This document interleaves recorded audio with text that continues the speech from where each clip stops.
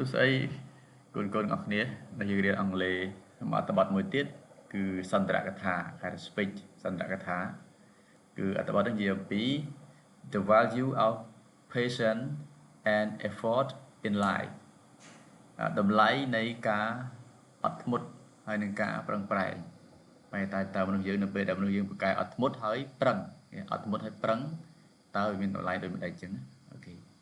អញ្ចឹង vocabulary យើងសិក្សាពាក្យសិន effort ការប្រឹងប្រែងណា straight ឆ្ពោះទៅមុខណា failure បរាជ័យ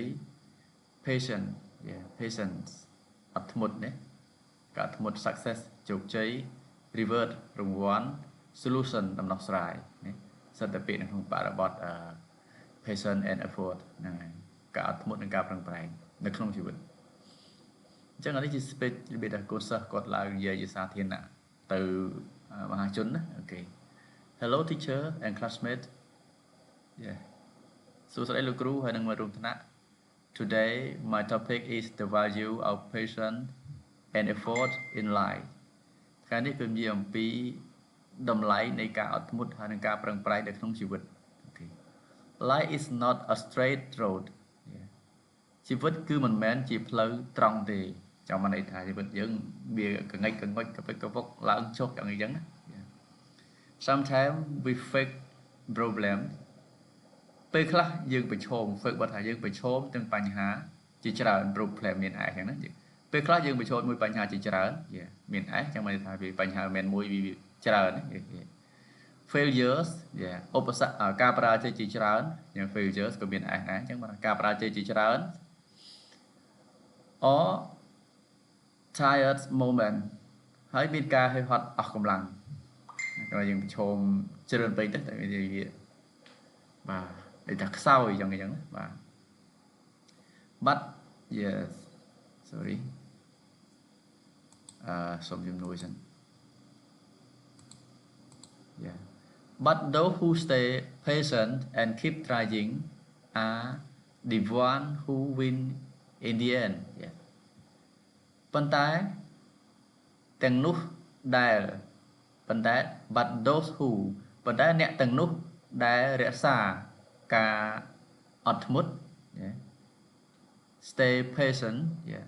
រក្សាការអត់ធ្មត់ and keep trying ហើយរក្សាការព្យាយាម are the one គឺជាមនុស្សម្នាក់ដែល are the one who win in the end គឺជាមនុស្សម្នាក់ដែលឈ្នះ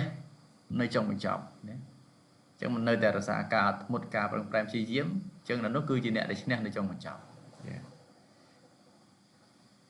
Patience is the key to success ការអត់ធ្មត់គឺជាគោលសោរទៅកាន់ភាពជោគជ័យ It shows that we don't give up easily វាបង្ហាញថាយើងមិនបានចុះចាញ់ដោយងាយស្រួលទេ For example ជាឧទាហរណ៍ A student who study hard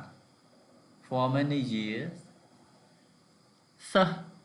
ដែលប្រឹងប្រែងសិក្សាជាច្រើនឆ្នាំ will finally achieve their goal នឹងជាចុងក្រោយនឹងទទួលបានឬក៏សម្រេចបានគោលដៅរបស់គេ finally ជាចុងក្រោយនឹងសម្រេចបានគោលដៅរបស់ពួកគេ their goal effort also has great value ការប្រឹងប្រែងព្យាយាមក៏ជាតម្លៃយ៉ាងអស្ចារ្យផងដែរក៏មានតម្លៃដែលអស្ចារ្យផងដែរ has a great value also ផងដែរណាការប្រឹងប្រែងព្យាយាមក៏មានតម្លៃយ៉ាងអស្ចារ្យផងដែរ It gives us strength to face challenge វាផ្ដល់ឲ្យយើងនៅភាពខ្លាំង strength give us strength ផ្ដល់ឲ្យយើងភាពខ្លាំង to face challenges ដើម្បីប្រឈមមុខជាមួយនឹងបញ្ហាជាច្រើននេះ challenges មានអញ្ចឹងយើងបកថាមានបញ្ហាជាច្រើន and find solution ហើយអាចស្វែងរកគ្រប់ដំណោះស្រាយនេះ solution ឬក៏ស្វែងរកដំណោះស្រាយជាច្រើននេះ so success come so sorry not success come overnight mình miễn chụp chay ná cả láng tại mà dục thì bọn chẳng đấy men thả bạn này thả chụp lấy về chụp chay về men cả láng tại mà ngay rồi còn mà dục thì lại nó trong này thành chẳng but only to those who are patient and hardworking ប៉ុន្តែគឺវាជាថាសម្រាប់អ្នកណាដែល